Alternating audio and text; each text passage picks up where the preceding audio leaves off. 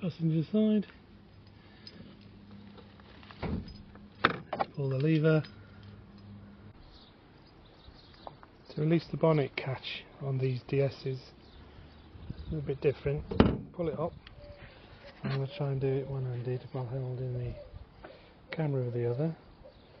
Put your hands, the catch you're after is down a little bit, so you put your hands in and you feel to the side of where the engine bonnet holder is. Go to the right of that and you'll feel a little plastic lever. You have to fiddle about with it, and it's basically where my finger is, next to my thumb. You just pull it to the left, or push it to the left. I'll try and hold it up so you can see. Like that. And that releases it from that bit. And get your bonnet catch. Put it in place. So to change the indicator ball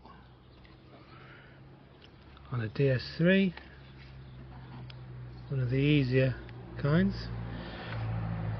so you've got your high beam bulb, dip beam bulb to the right of there, so that's beam. Come to the left of that, there's a little, I don't know if you can see it,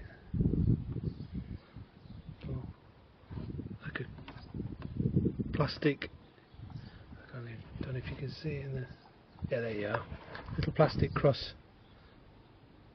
section, and you turn that anti-clockwise. It's a little bit tight if you've got big fingers, so I'm turning it from here, I'm going that way, to undo it. It's just like a little, not even a quarter turn. Pull it out, and there's your bulb. To remove it, it's just normally spring loaded, and you just push the bulb in and turn, replace it and put it back in. As with all bulbs, just try not to touch them with your fingers, because you get oil and grease on from your fingers, and when it gets hot it tends to warm up and burn the bulb glass. And again, putting it in opposite to taking it out, it'll not even a quarter of a turn till it's back level it. There you go. There, so it's up at 12 o'clock.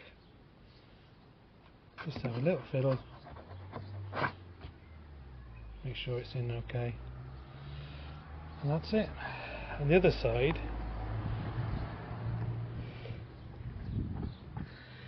is even easier, because you get a little bit more room, because you haven't got the fuse box and the battery and everything, so you've got quite a bit of space to work with. So this is the driver's side, or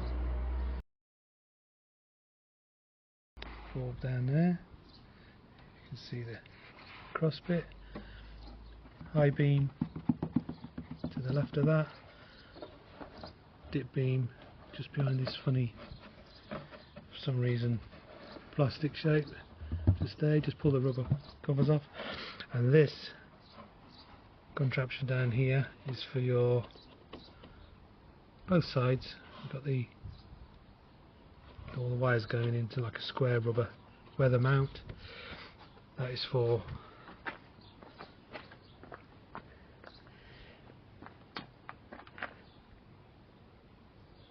the daytime running lights. And then of course if you have them fitted, you have fog lights down there, which are probably easy to get to if we went from underneath. Yeah,